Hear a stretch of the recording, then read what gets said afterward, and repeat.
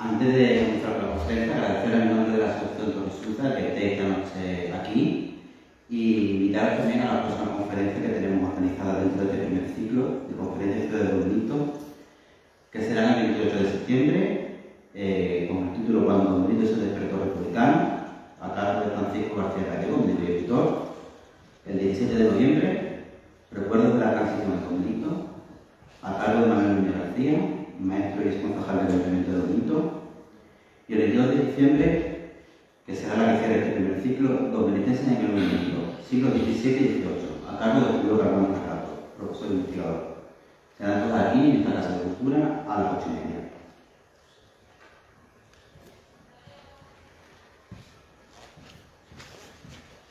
Tal día como hoy, hace ya 130 años, en el número 16 de la calle de Garrogazo, nació a las 3 de la mañana un niño a quien el sacerdote infundió los nombres de Francisco José Mateo, hijo de matrimonio formado por el abogado Manuel Valdés de Quirós y Manuela Nicolau Solo de Zaldívar, ambos progenitores naturales de aquí, de Don Benito. Ahí pueden ver ustedes en pantalla la partida de bautismo procedente de la Iglesia de Santiago. Con el paso de los años, Valdés se convertiría en una de las figuras más importantes de Extremadura en el campo de la letra, un escritor a quien violentamente le arrebataron la vida cuando estaba en la plenitud de su talento, un magnífico prócer extremeño, estilista que convivió muchos años con la generación del 98. Como dice Bernal Salgado, conforme entre otros, pese a la incomprensible desatención crítica para con su obra hasta la fecha, el difuso anómalo y desbalado premio del regionalismo vanguardista extremeño. Pocas son las personas que a día de hoy conocen a fondo la figura del literato extremeño Francisco Valdés. Su obra publicada, también conocida por pocos, es solo una mínima parte de la que el escritor plasmó con su pluma en las páginas de la revista y la prensa de la época, no solo regional, sino también nacional. Ahí pueden ver los datos principales referentes a la primera etapa de la tela, de niño, a nacer. Nació, como hemos dicho, el 21 de septiembre de 1892, nace en el seno de una familia de grandes propietarios rurales y es el segundo de los 8 hijos habidos del matrimonio. Ahí tienen ustedes abajo los 7 hermanos restantes: Loreto, María Loreto, Ana, Emilia, Pedro, Manuel y Ernesto, que falleció de joven y era también escritor, al igual que el propio Francisco Valdés. Su abuelo paterno fueron el abogado Pedro Valdés Quintana, natural de Quintana de la Serena, y María Loreto de Quirós y Agustín Carrasco, natural de Lozano. Los maternos, el médico, escritor y diputado provincial Francisco Valdés Solartón, natural de Chile, Verona, y la dominicana Josefa Solo de Zaldívar e Hidalgo Chacón. Cabe destacar el papel de la parentela de Valdés dentro de la sociedad dominicana de los siglos XVIII y XIX. El padre de su abuela paterna fue Diego de Quirós y Carmona, alcalde de Don Benito en 1838 y 1851, 4 legislaturas como diputado provincial y 2 como vicepresidente de la Diputación Provincial. Su abuelo materno, era sobrino carnal del diputado apóstol Guillermo Nicolás Riveraigua, que puede ver usted en el centro de la imagen. A la derecha, hermana de su abuela materna, la maestra y escritora Ana María Solo de Zaldívar e Hidalgo Chacón. A su padre, Manuel Valdés, hombre justo y paternal para los que trabajaban a su orden, no le agradaba el carácter enérgico y extraño de su hijo Francisco. Enrique Segura describe así a Francisco Valdés de quien era amigo. Seducía por su timidez y naturalidad, poco locuaz, de hablar pausado. La mirada de sus ojos pensativos reflejaba un fondo atrayente, de dulce melancolía. Su figura era atingada, de rostro cetrino, anguloso y pómulos un poco salientes. Asimismo, Arturo Azul decía de él: la primera impresión que nos hacía era frialdad, concentración y timidez. Pero en muy poco tiempo de trato, aquel joven de casa prestante física, bajo de lado fino, vestido irreprochable, con sobria elegancia, se iba adueñando de su interlocutor con sus palabras henchidas de discreción y talento. La que fue la esposa de Valdés, Magdalena Gavis, atribuía la extraordinaria timidez de Francisco Valdés al carácter de su padre, algo raro. El joven Francisco inició su estudio en el colegio regido por los monjes de Santo Ángel de la Guarda, aquí en Don Benito, que ustedes pueden ver en la pantalla, que en su momento era el mejor de los equipados. Posteriormente, junto a un grupo de licenciados y personas cultas, cursa el dominico y bachiller en la Academia Ramón Garnica, algo que enseña por el diputado Luis Hermida Villegas, donde recibe una sólida formación humanística, más literaria que científica. Esto deja un hondo huella en Valdés, que se aficionó a penetrar en la historia y la geografía, y sobre todo en la historia del arte, que le cautivaba. Sin dejar su rincón pueblino, como él llamaba, Francisco conoce a través de estampas, libros y revistas las mejores obras de los museos extranjeros. En 1909 lleva a cabo en el Instituto General Técnico de Badajoz los ejercicios del grado de bachiller, recibiendo su título el día 14 de agosto, con tan solo 16 años de edad. Francisco Valdés era en esta época un joven perfecto, delgado, con unos ojos penetrantes, serios y profundamente bondadosos. Tenía unas pequeñas pecas en los carrillos y de esta manera lo describiría años después su esposa. Se inicia el gozo y se despierta el hombre. En 1909-1910 se encuentra inscrito en la Facultad de Filosofía y Letras de la Universidad Central de Madrid. En la Facultad de Derecho y de Ciencias Sociales de la misma universidad aparece ya inscrito en el curso 1910-1911. A los 28 años, 1917-18, se traslada a vivir con un amigo de su padre a la calle San Felipe Neri, número 4, donde finaliza los estudios de Derecho, obteniendo en 1918 el título de licenciado en Derecho. No sabemos realmente cuándo terminó los estudios de Filosofía y Letras. Tras finalizar sus estudios en leyes, Valdés tenía el propósito de hacer oposición a la judicatura, llegando incluso a preparar la tesis, sin abandonar sus libros y sus cuartillas. Tardó en hacer el doctorado, ya que esa fue su excusa para escaparse a la corte. Madrid y sus campos de Don Benito son sus dos polos de vocación, decía Enrique Seguro también. Llegó a ser alumno de Francisco Giner de los Ríos, pedagogo y ensayista que fundó en 1876 la institución Libre de Enseñanza. Giner de los Ríos era amigo de Ramón Hermida, profesor que fue de Valdés, bajo cuya recomendación fue a visitarlo y las puertas de su casa y de la institución Libre de Enseñanza se la abrieron de par en par. Su formación en la institución había despertado en él insaciables afanes de cultura y había refinado sus apetencias estéticas. Su afición por las letras le lleva a preguntar y participar, alternándolo siempre con sus estudios, bibliotecas, museos, tertulias y cenáculos literarios. Concretamente frecuentaba una tertulia de jóvenes extremeños, la República de Daza, a la que asistían Daza, Augusto Hermida, Ernesto Quirós y sus primos, los solos de Zanguibar. Todo ello es muy bonito. El nombre de la tertulia, República de Daza, proviene del apellido de uno de sus integrantes, Antonio Fernández Daza y Don Bravo, natural de Campanario, hombre liberal, aunque no republicano, ateísta y amigo de Manuel España. En la capital, Valdés conoció a figuras emblemáticas de la literatura española, en gran parte escritores de la llamada generación del 98 y novecentistas, y luego vanguardistas.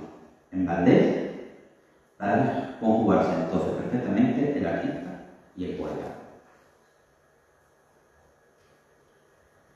En la capital española se empapó y participó de la intensa vida cultural de estos años. Se movió por los círculos del Ateneo y el Café Nuevo de Levante.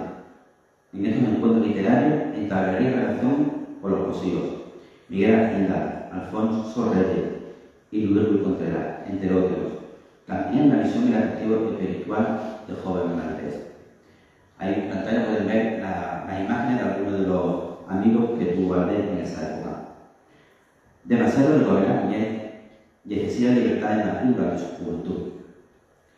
Decía su esposa, la vida de Paco, un tanto atropellada, de estudiante, de insanas curiosidades y algún mal paso. Su vida parecía obedecer a la evolución lógica de quien, pese a haber crecido en un ámbito rural, alejado de la intelectualidad literaria del país, accede, por facilidades económicas y la permisibilidad y decisión familiar, al mundo exterior. Asunto frecuente de la residencia de estudiantes, siempre el centro minoritario que continuó a la más brillante intelectualidad de la época, es allí donde Valdés conoce a Juan Ramón Jiménez, que le anima a escribir, así como a Eugenio de Oro, de quien llegó a ser su amigo, Arturo Bazú.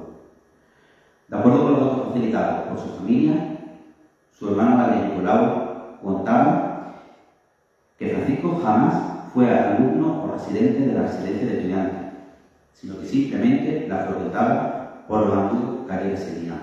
Algo que hasta hace poco todo el mundo pensaba que Valde podía haber estado escrito como alumno en la residencia de estudiantes. En sus comienzos debió colaborar por mediación de Luis Contreras en el madrileño Patria, después prosiguió en el parlamentario en Madrid, a cuyo frente estaba Luis Antonio Donet, y en 1919 escribiría en La Jornada de Madrid. Con otro grupo de amigos encontró colaboración retribuida en el norte de Castilla, de Valladolid, y el Correo de la Mañana, de Badajoz. En estos años mozos, Valdés coqueteó con la corriente vanguardista, aunque años después se lamentaría de ello, calificando sus canciones en la Universidad Madrileña de baldía y perdida. Aquí he vivido yo. Me he criado entre retamas, que antes fueron de mi padre, y antes de mi abuelo, y antes de mi bisabuelo. Salvo una temporada pasada baldíamente en la Universidad Madrileña, mi vida estuvo escrita a este retamar con sus viejas encinas. Era mi fiel consuelo y la flor de mi existencia. Mi trato con la vida mundana me dañó el cuerpo y el espíritu. Me clavaron sus majufas unas a mis caminas. Impregnado por la sensibilidad de su tiempo, el joven Valdés recorre también los pueblos andaluces, las tierras de la vieja Castilla, y viaja en varias ocasiones por Europa, París, Berlín, Hamburgo y Bruselas, entre otros. Tiene un largo capítulo de andar y ver, pero es más bien el paisaje español, y andaluz en particular, el que influyó especialmente en su obra. En 1915 realiza un viaje de 3 semanas por la tierra de Castilla, Toledo, Segovia, El Escorial, Ávila, Valladolid. De todos los viajes, el más interesante y placentero para Valdés fue el de la nación centroeuropea, ya que viajó acompañado de Aurelio Viñas, lector de la Universidad de la Sorbona, que tenía que realizar un curso de conferencias en Bruselas, Hamburgo y Berlín. Valdés era un verdadero hombre de letras. Hablaba alemán, aunque lo traducía con menos soltura, dominaba el italiano y el portugués, muy bien el francés, lo que le permitió una más profunda asimilación de la cultura de los países por los cuales paseó su espíritu curioso, inquieto y andariego. Pero para todos los idiomas tenía una verdadera dificultad para lanzarse a hablar. Esa encarna timidez que no le permitía lanzarse a quedar en ridículo, le retenía. Por el trecho de pecho, falta de perímetro gráfico, retrasa su servicio militar hasta los 25 años, en 1917, como pueden ver ustedes en la imagen, coincidiendo con los primeros soldados de cuota. En Torrelodones, próximo a Madrid, se pasa casi todo el invierno durmiendo en el suelo, vigilando los túneles de la línea norte debido a la huelga del 27. Se compenetra cada vez más con el hombre modesto, viviendo sus preocupaciones, sus necesidades. Sus estancias en Don Benito son cada vez más largas, sin desistir de sus viajes a la corte. En su ciudad natal, aquí Don Benito, se hospedaba en la casona familiar del número 16 de la calle de la Rodaza, donde también residió su hermana María, que estaba soltera, quien tras la muerte del escritor se quedó con la propiedad. Su hermano Manuel y familia residían en la planta baja de la vivienda ubicada en el número 5 de la calle Rollazo, que es la imagen que pueden ver a la derecha. En la primera planta residían también su hermana Ana y la familia de esta. Hoy día, como ven, pueden ver en la imagen, ambas viviendas están desaparecidas, no existen. En agosto de 1919, durante su estancia en Don Benito, pone como unos tíos suyos, el médico Ernesto Nicolau Solo de Zaldívar y Santiago Solo de Zaldívar e Hidalgo Chacón, y como el novelista Antonio Reyes Huerta, una imprenta con la que lanza un periódico de tirada local, La Semana, que pueden ver en pantalla. Se trataba de un periódico político y literario que contó con la colaboración de Eugenio Frutos Cortés, Enrique Seguro Caño, Santiago Solo de Zaldívar y Hidalgo Chacón, José López Prudencio, León Villar Ramos, Luis Sánchez Figueros, Arturo Bazulturés, Juan Antonio Muñoz Gallardo y otros. Pueden ver algunos de ellos en pantalla. Pone dinero y ilusión. pero el negocio fue malísimo, ruinoso. Al principio, este periódico local fue de carácter estrictamente literario, pero pronto hubo de convertirse en campo de polémicas políticas, teniendo que cancelar el proyecto. El 8 de octubre de 1921 vería la luz el último número. También tenemos constancia que en el año 1919 Valdés era el redactor jefe de la revista semanario Juventud, publicado por Benito. Igualmente, sabemos que en el año 1930 dirigía la publicación Vanguardia, editada en Mérida, una revista de carácter literario en la que colaboró, entre otros, Tomás Rabanal Víctor. A finales del 19, Valdés concibe el claro propósito de trasladarse a Madrid para establecerse como librero de Viejo, proyecto que nunca llegó a realizar. En mayo de 1922, Valdés sufre una pulmonía que puso en peligro su vida, aunque salió de la enfermedad más humana, con más de sobrevivir, de escribir a sus amigos, de volver sus libros, de refugiarse en los lugares más altos y al lado de las personas más le querían. En el mes de junio, Luis Contreras invita a Francisco Valdés a que vaya a comer con él, acompañado como invitados por jesuita Ramón Luis Contreras, Ramiro del Maeztu, María del Maeztu y el maestro José Lasalle. Estos tres últimos pueden ver ustedes en pantalla. El 27 de abril de 1924, en la dehesa Montecillo, recibe por parte de sus amigos un homenaje con motivo de la publicación de su primer libro, 4 campos extremeñas con su mano. Este grupo de amigos, a quien algunos pueden ver en pantalla, eran Antonio Pérez de Huerta, José Manzano Díaz, José Ortiz Escribano, más conocido como Sacercillo, el maestro constructor Emilio Camacho Moreno, Julio Bordo Martín Romo y Francisco Gómez, quienes hacen entrega de un diploma que atestigua el reconocimiento a su labor literaria y que ustedes pueden ver a la izquierda de la pantalla, y que hoy es su custodia en el Museo Etnográfico de aquí de la ciudad. Tras el fallecimiento de su padre, el 4 de enero de 1928, regresa a Don Benito y comienza a ocuparse personalmente del patrimonio familiar, ayudado por el consejo atinado y la suave prudencia de su madre.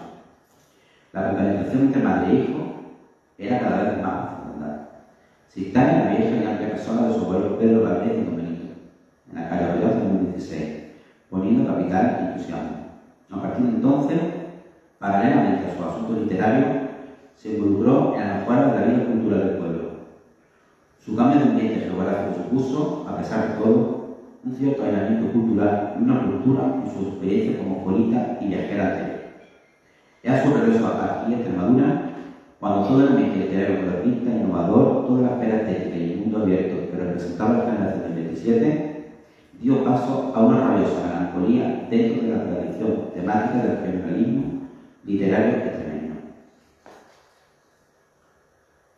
En 1928 impartía clases en el Colegio de San José, que ustedes pueden ver en pantalla la fachada, fundado por él y un grupo de amigos, José Manzano, Vicente Beltrán Nebot y Vicente Rey de Medina, dos de ellos pueden ver en la imagen también, donde se educaba a la juventud de toda la región extremeña.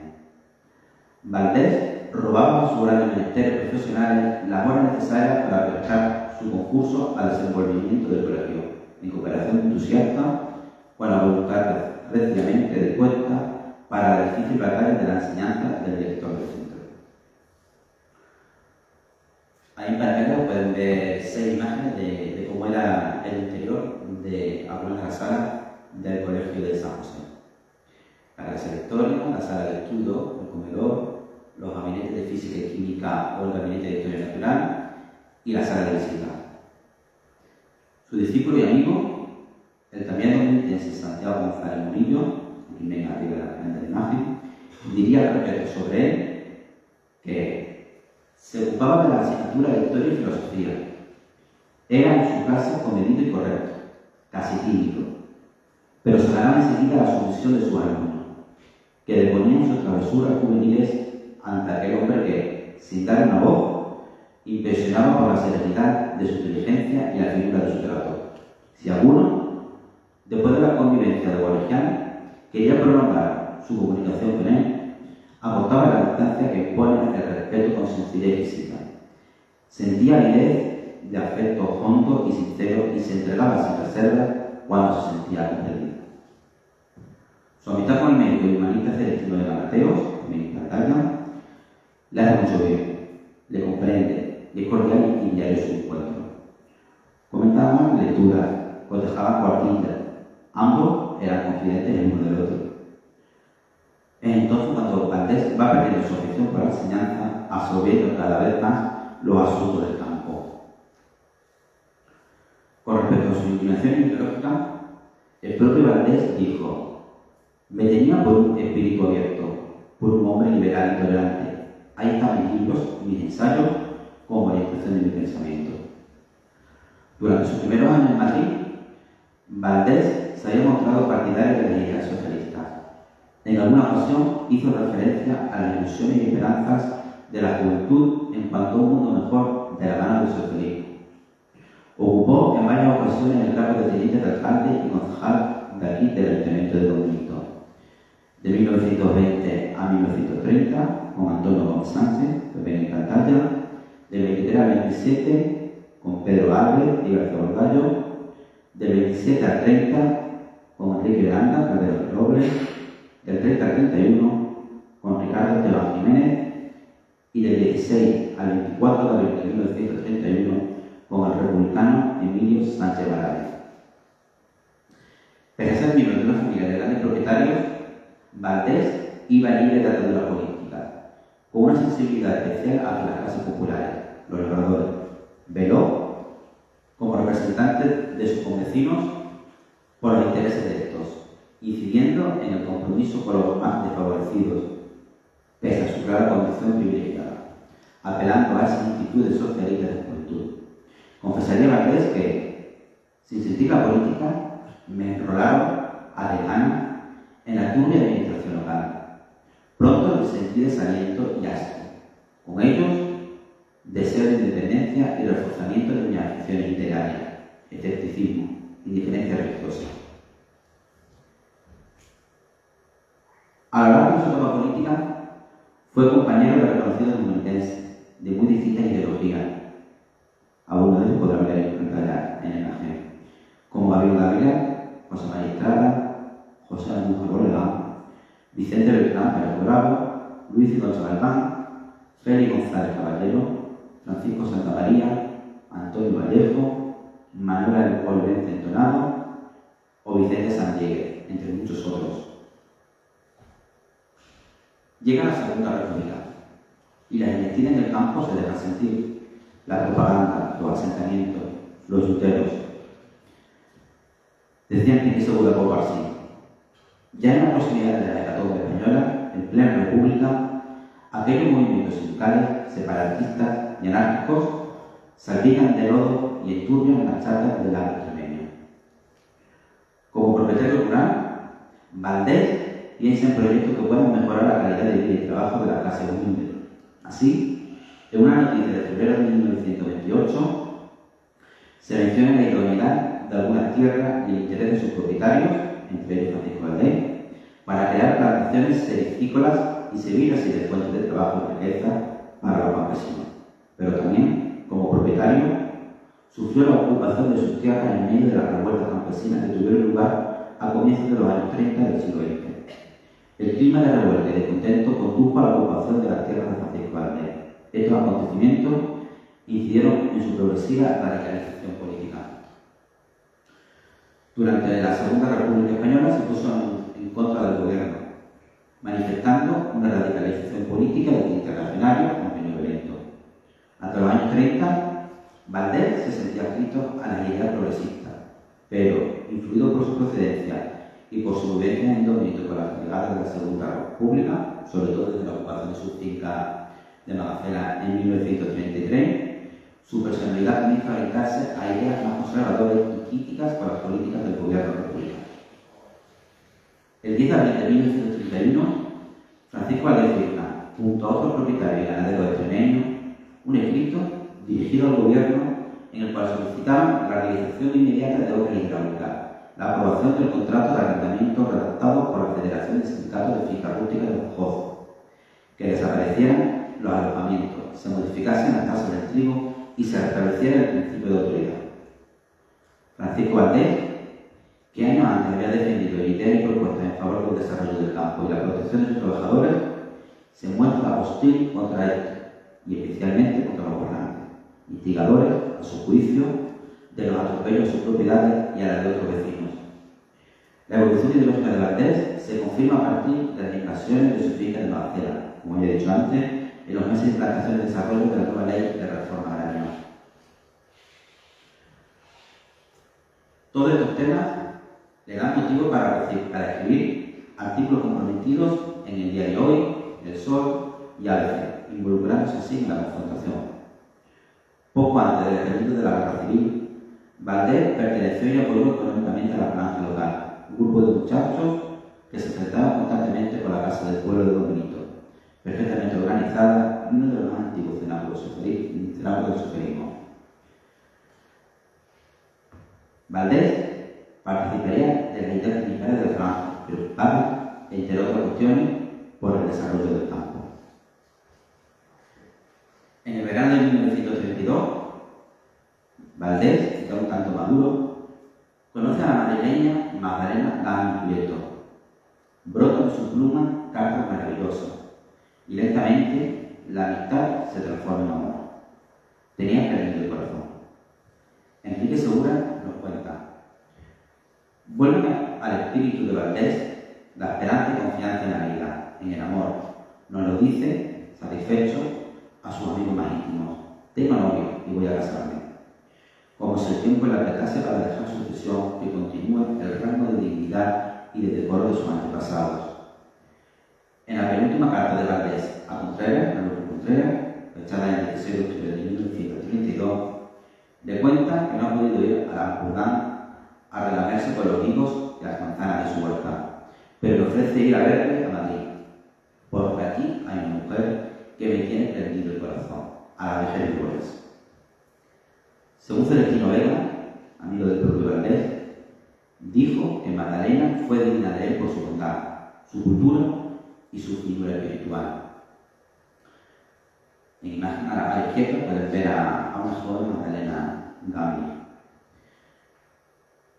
Ambos, Francisco y Magdalena, contraen matrimonio el 4 de octubre de 1934, en la Basílica de Nuestra Señora de la Concepción de Madrid.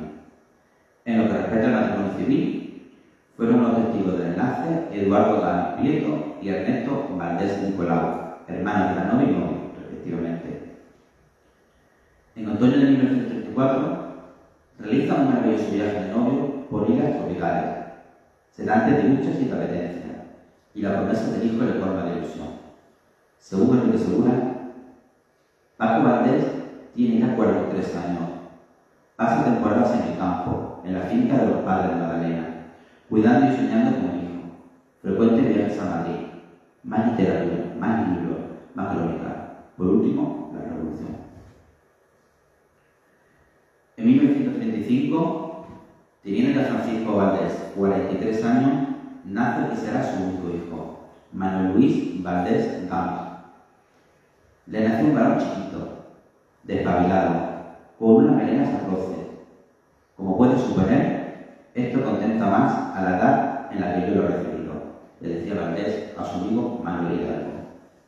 La paternidad le viene dulcemente, sin sobresalto ni miedo de salud. Se dirige suavemente la crianza del hijo, alternándolo entre largas temporadas en el campo y Madrid.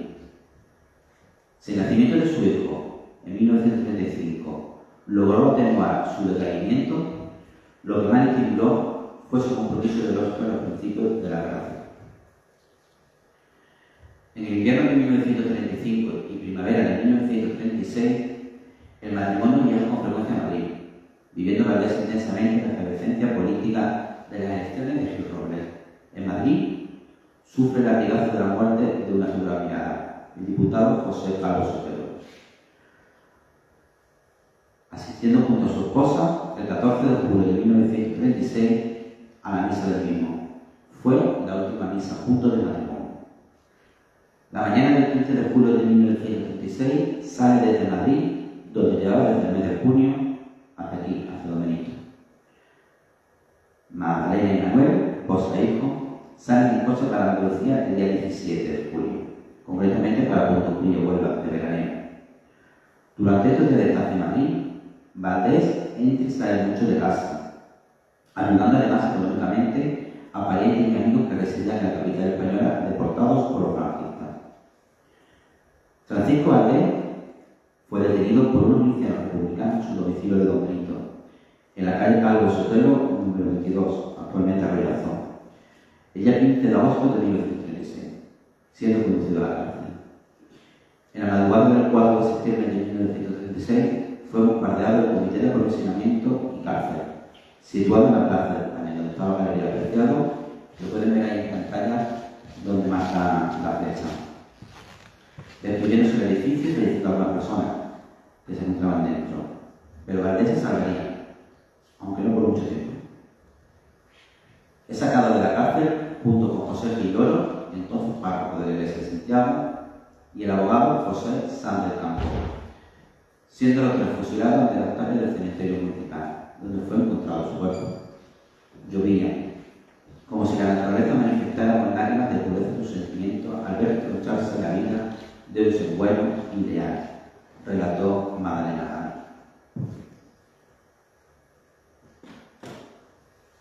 La persona sospechosa de participación en este crimen fue un miliciano de la Valencia del Alcántara, que pueden ver ustedes ahí en pantalla, llamado Antonio Miracoel, comisario general de guerra y presidente del Comité de Justicia, que dio la orden de detención y muerte. Posteriormente, sería acusado de tomar parte personalmente en el asesinato de Francisco Valdés. En palabras de Antonio Zoido Díaz, escritor y académico de la Real Academia de las Artes, se nos fue de la vida en plena juventud y en olor y ruido de aplauso literario, fresco y lozano en la hora de su renombre. Francisco Valdés fue una víctima más del odio y la incomprensión, como Ramiro de Maestre, Federico García, Miguel Hernández, Unamuno, Valle Inclán y tantos otros que en esos años se convirtieron en juguetes locos de unos hombres aún otros, tanto de uno como de otro lado. La triste y atroz muerte de este hombre menudo, retraído, estudioso y modesto, que conservó su pluma, la región y su figura, acabó con la carrera de uno de los grandes literatos del panorama extremeño. Según Cartier Gastón, fue un ejemplo más del trágico destino que secó la vida de muchos intelectuales en una etapa en la que no tenían cabida posturas abiertas al diálogo y a la tolerancia. En lo que respecta a su obra literaria y poética, escribió el periodista y escritor Medardo Muñiz allá por el año 1978 que su obra corta vale por una obra extensa.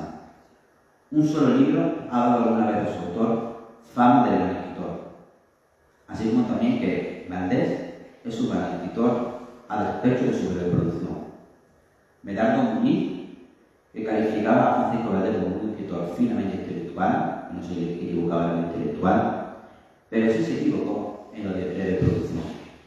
Su amigo Manuel Hidalgo afirmó lo siguiente al respecto de su estilo: se deleita en la lengua, la mina, la restituye a su noble visión. Enrique Segura, Ocampo, pensaba que Francisco Valdés era un poeta frustrado, acaso por el abuso venenoso del opio de tanta lectura y por el exceso de lirismo. Pedro Pérez Roquer, escritor de la generación del 27, director de la revista literaria, de la revista poética Isla, primera de la numerosa revista poética gaditana, escribió en enero de 1937 estas emotivas palabras: Francisco Valdés era, repito, un gran escritor, también un gran crítico, uno de los valores más ganados de nuestra juventud literaria. Su rica prosa tenía empaque clásico, garbo en sus giros, ritmo lento y cadencioso. Era una prosa medular, esbelta y arbolada. Según la historia de la doctora Guadalupe Nieto Caballero, la obra del escritor se centra fundamentalmente en la crítica literaria. Sin embargo, a diferencia de la de otros autores coetáneos, esta labor gira en torno a las cuestiones derivadas de su lectura. El escritor comenta el título o la trayectoria del autor partiendo de su experiencia como lector. La prosa de Francisco Valdés se caracteriza, por tanto, por ser un ejercicio metapoético en la mayoría de ocasiones, fundamentado en las anotaciones y glosas derivadas de esa lectura a la que nos referimos. El teniente coronel Enrique Segura Taño, una de las figuras más importantes de la cultura también en Badajoz del siglo XX, nos dice que las alabanzas póstumas a la obra literaria de Valdés se van renovando constantemente, no solo en la provincia, en Extremadura, donde su nombre tiene lugar señero, sino en España.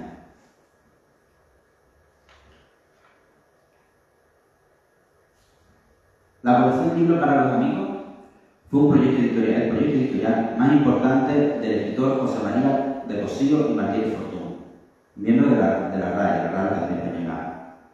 El conjunto de la colección está compuesto por obras nominales y editadas a su defensa.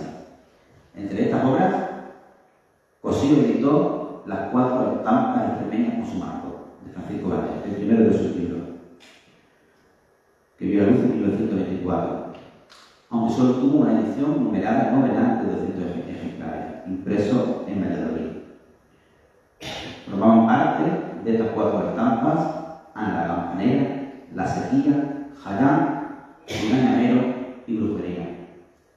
Tras él aparecerían otros, así lo presagio Valdés y así sucedió.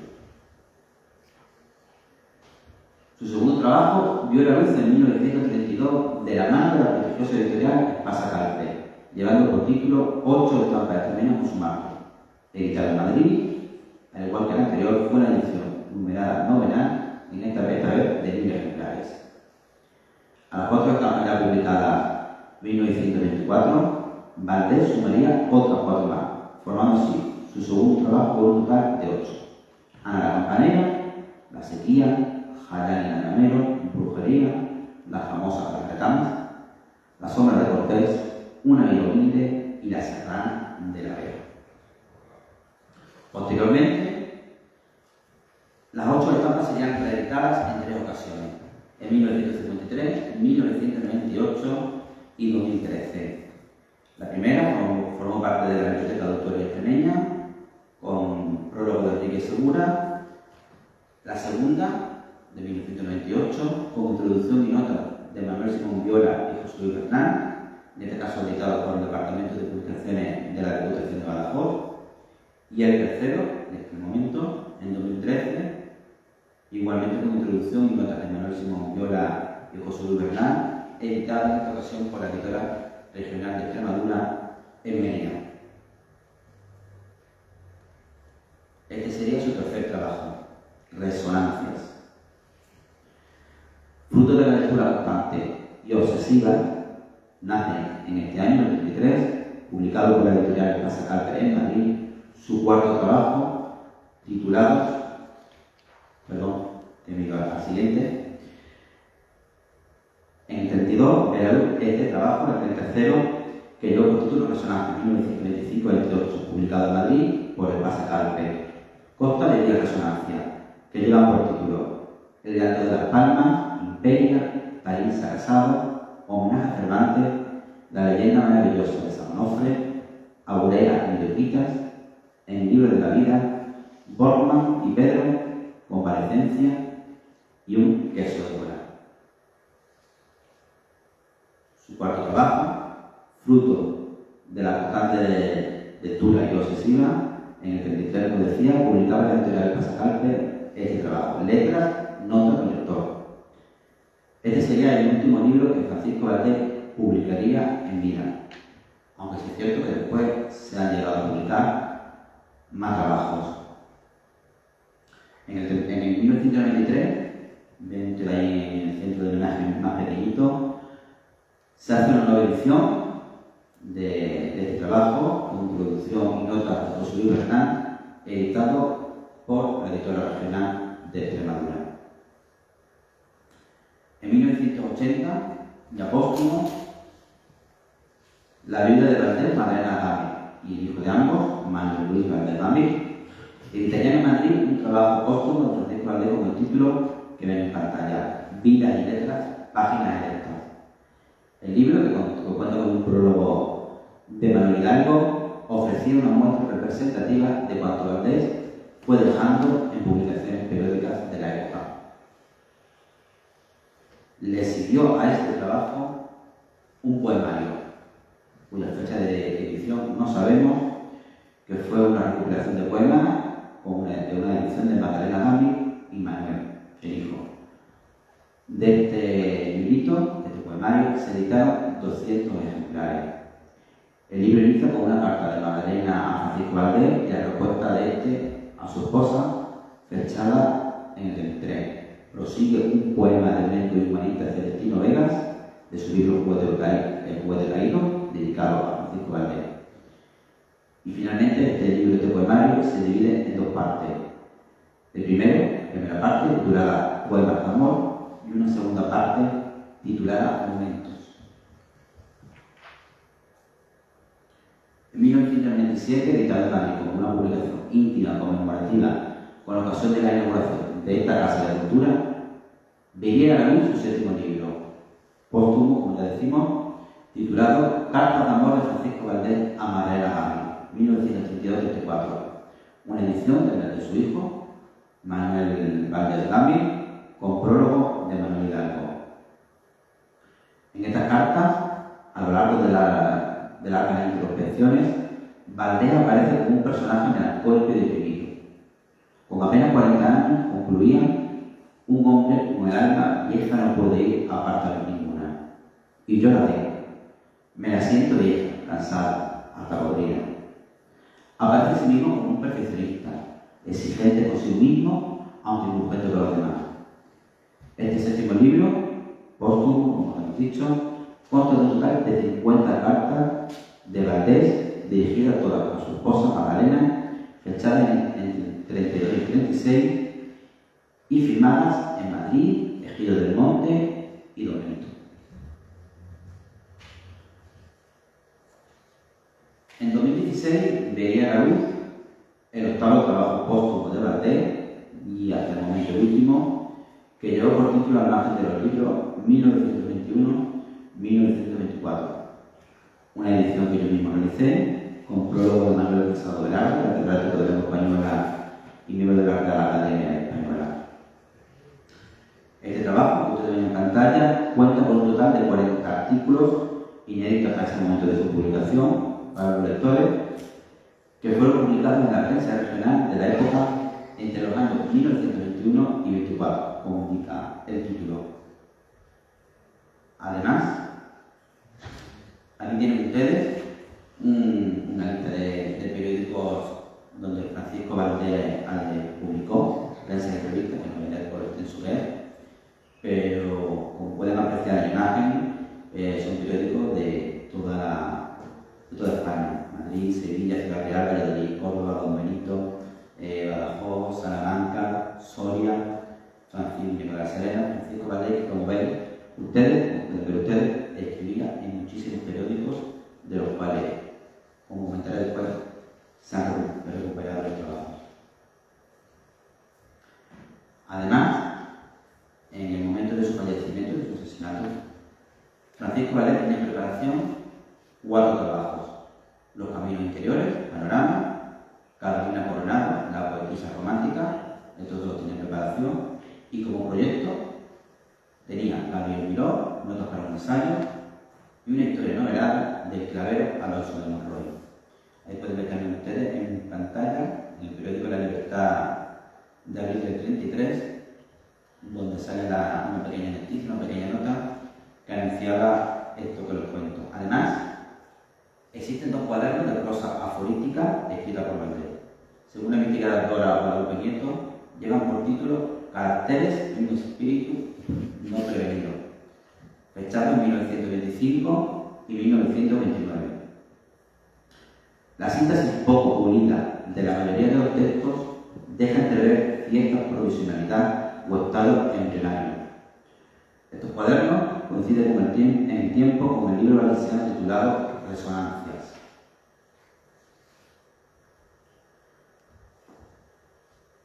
Hoy, en el 130 aniversario del nacimiento de Francisco Valdés, y en espera de encontrar una entidad que quiera editarlo, se encuentra ya preparado el volumen primero de la vida y obra de Francisco Valdés, Antología completa definitiva 1914-1930. Un trabajo que he preparado que contiene más de 260 artículos de Valdés escritos en esta primera etapa que he hecho. El segundo volumen, que comprenderá la obra de Francisco Valdés entre los años 30 y 36, estará formado, de momento, por 240 artículos. En total, suman 500 artículos, que podrán verse ampliados si aparecieran más títulos nacidos de la mano y pluma de Valdés. Es decir, que con este trabajo que ustedes ven en pantalla, no hay intención mía ni función de analizar concienzudamente la obra de nuestro extremeño y de nuestro paisano. Se la dejo a otras personas que con gran capacidad para ello. Lo que yo pretendo con este trabajo pendiente de divulgación es poner en valor la figura de Francisco Valdés a través de su obra, dando a conocer a todos aquellos que deseen acercarse a él y a sí mismo y disfrutar de la lectura de los textos del propio Francisco Valdés. Para finalizar ya, indicar que hoy día, 130 años después de su nacimiento, en nombre de nuestro paisano, de Francisco Valdés, convive entre nosotros. Desde el 8 de noviembre de 1939 tenemos una calle que lleva su nombre. La Biblioteca Pública Municipal lleva su nombre desde el año 1949 y desde 1998 contamos con el Premio Nacional de Periodismo Francisco Valdés, que da homenaje a nuestro literato extremeño. Sin olvidar tampoco el colegio público, ubicado en la Villa de la Constitución, que lleva su nombre. Numerosos testimonios, alumnos y críticos literarios han perfilado un retrato cercano sobre el escritor, un hombre elegante en su vestimenta y en sus actos, distante y reservado de trato, apasionado por la literatura, un hombre que en un ambiente de señoritos fue un gran señor. Fue Valdés, un hombre inquieto, profusamente cultivado y totalmente descontento con la época en que le había tocado vivir. Se sentía incómodo en la clase social a la que por nacimiento pertenecía y no le dolían prendas cuando tenía que criticarla. Nuestro protagonista amó sobre todo el orden, la estabilidad, el mantenimiento de las tradiciones transmitidas de padres a hijos que nacieron en estas tierras extremeñas de otros padres y de otros hijos, que también vieron la luz en esta misma tierra. 130 años después de su nacimiento, hoy solo nos queda su vida y su obra. Quisiera terminar agradeciendo la colaboración que en la recuperación de la vida y de la obra de Francisco Valdés han colaborado conmigo, no solo a las administraciones e instituciones públicas de España, sino también a las asociaciones y entidades privadas regionales y en especial, como pueden ver ustedes en pantalla, a los nietos del propio Francisco Valdés, Guadalupe Carmen y Francisco Valdés Quintal, a Magdalena Rosado Gami y David Rosado, sobrino nieto del matrimonio formado por Valdés y Magdalena Gami, a dos de los sobrinos, Ángela e Ignacio Valdés Ruiz, que nos han aportado fotografías de algún dato, a otros miembros de la familia, como la familia Solar Rantero o Valdés Granado, que nos han aportado fotografías, al párroco de aquí de Santiago, por facilitar el acceso al archivo parroquial, a Lupita de nuestra ciudad de Los Sotos, a Fifi González Silva, maestra hija de Santiago González, amigo de Valdés, quien me ha proporcionado pequeñas cartas y notas que desde Valdés envió a Santiago, a Juan José Arias, investigador, historiador de la jornada, que me ha facilitado fechas de artículos de Francisco Valdés, a Tomás García, colegio oficial de Medellín, presidente de la Asociación Histórica Medellínense, quien me ha facilitado también datos y artículos de Francisco Valdés, y a los amigos, a Mario Rodríguez, por acompañarme en la lectura de los archivos y de buscar entre los periódicos de la época artículos de Valdés y Antonio Nevado, por su colaboración en la remasterización de fotografías de Valdés, que aunque en pantalla no la han podido ver tal y cual como son,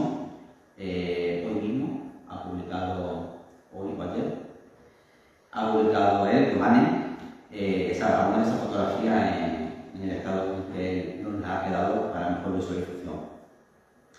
Y bueno, me despido de usted dándole las gracias y con un retrato de Francisco Valdés que se encuentra ubicado aquí en la biblioteca, pintada por el maestro Juan Aparicio Quintana.